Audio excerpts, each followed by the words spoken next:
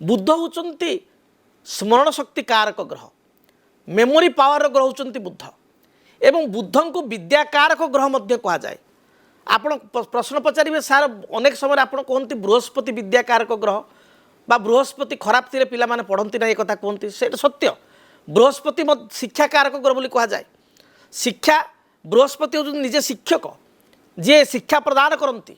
बृहस्पति होउचंती प्रतिष्ठा कारक ग्रह किंतु बुध होउचंती निजे विद्या।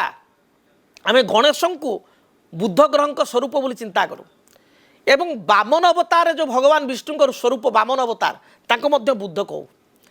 तेणु बुध होउचंती गोटे युव शुभ माने सुलभता गुण अर्थात जो कहली कुमार किशोर गोटे 10 वर्ष 12 वर्ष पिला टेंशन कौन किसी टेंशन नहीं तो से माने उन्मुक्त टिके कौन तांको सुविधा मिलगला बापा माँ टी आड़े गले सी जाए कौन गोटे जिनस आनले टीवी देखिले कि मोबाइल देखिले कौन गोटे छोट छोटा मोटिया जंत्रपाति आनिक खोलाखोली करके काम कले तांको कथार से मस्त